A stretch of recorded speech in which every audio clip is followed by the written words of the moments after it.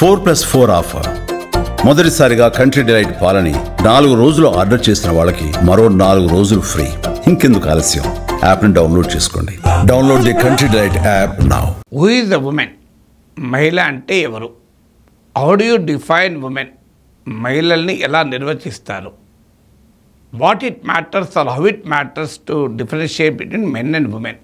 పురుషులు స్త్రీలు అని విభజించడం ఎందుకు కీలకం? ఇదేంటి సార్, మీకేం పోయే రోగం సార్, ఈ ప్రశ్నలేంటి, ఎవరు మహిళ అంటే తెలియదా సార్, దీనికి పెద్ద తాత్విక చింతన అవసరమా అని మీరు అనొచ్చు.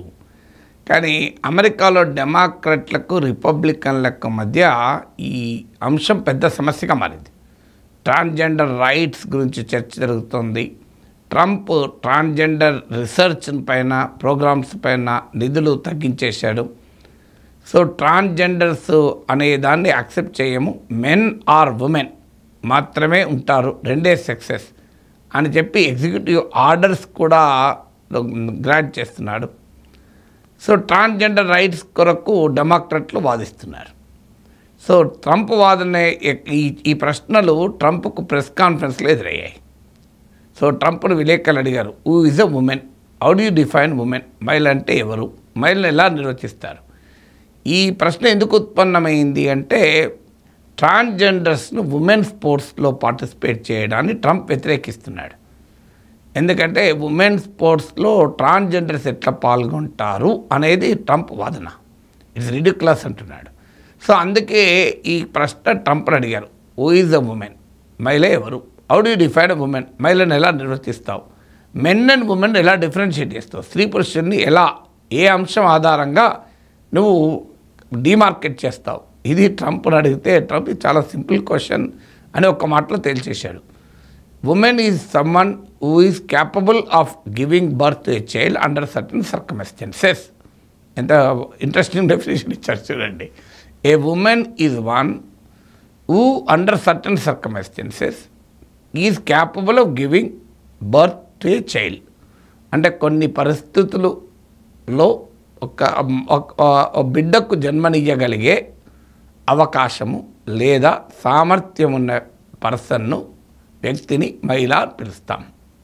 సో ఇది మెన్ అయితే cannot, men are not capable of giving birth to a child.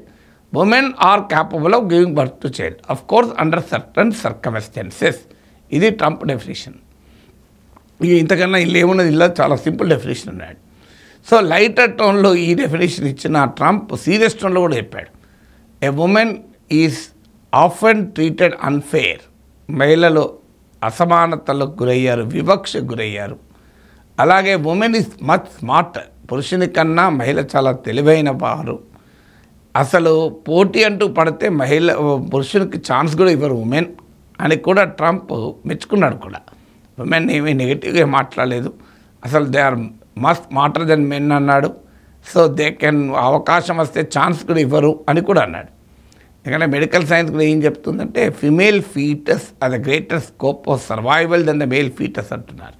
అంటే పురుష శిశువు కన్నా స్త్రీ శిశువు బతకడానికి ఎక్కువ అవకాశం ఉంటుంది. పురుషుడు చాలా బలవంతులని అనుకుంటాడు.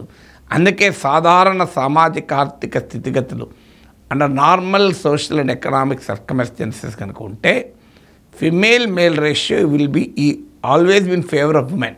స్త్రీ పురుష నిష్పత్తి స్త్రీలకు అనుకూలంగా ఉంటుంది. అందుకే మీరు అమెరికాలో, యూరోప్లో, కేరళలో చూడండి, పురుషులతో పోలిస్తే స్త్రీలు ఎక్కువ ఉంటారు.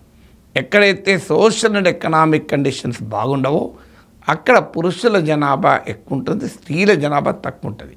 అందుకే యునైటెడ్ నేషన్స్ డెవలప్మెంట్ ప్రోగ్రామ్ లాంటి సంస్థలు, అమర్త్య సేన్ లాంటి అర్థశాస్త్రవేత్తలు సామాజిక అభివృద్ధి, మానవాభివృద్ధి నిర్వచించేటప్పుడు, సోషల్ డెవలప్మెంట్, హ్యూమన్ డెవలప్మెంట్ నిర్వచించేటప్పుడు చైల్డ్ సెక్స్ రేషియో, బాలికల మధ్య నిష్పత్తి, స్త్రీ చైల్డ్, అలాగే ఫిమేల్ మేల్ రేషియో, స్త్రీ పురుష నిష్పత్తిని ప్రత్యేకంగా ఒక ఇండికేటర్గా పేర్కొన్నారు.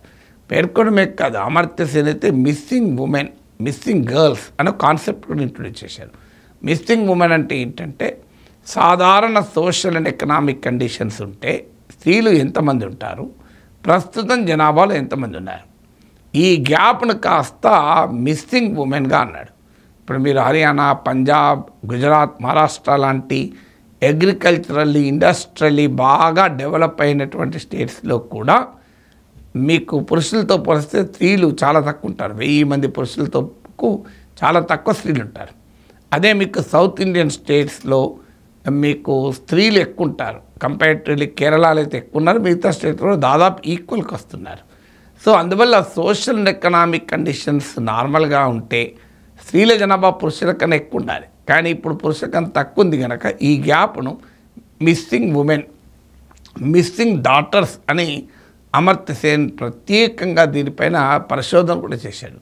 సో తాత్విక చింతనకు డెమోక్రట్ల, రిపబ్లికన్ల మధ్య ఒక ఫిలాసఫికల్ క్వశ్చన్, ఒక పొలిటికల్ క్వశ్చన్కు ట్రంప్ తనదైన శైలిలో నిర్వచించాడు. ఇలా ఏమున్నది, స్త్రీ పురుషుల మధ్య తేడా అర్థమయ్యటానికి, ఉమెన్ అంటే ఎవరని తెలవడానికి ఏమున్నది? కొన్ని పరిస్థితుల్లో బిడ్డకు జన్మనిచ్చేది స్త్రీ, బిడ్డకు ఎట్టి పరిస్థితుల్లో జన్మనిచ్చే అవకాశము, సామర్థ్యం లేనివాడు పురుషుడు. అంటే చైల్డ్ బర్త్ ఆధారంగా స్త్రీ పురుషుల్ని ట్రంప్ నిర్వచిస్తున్నాడు.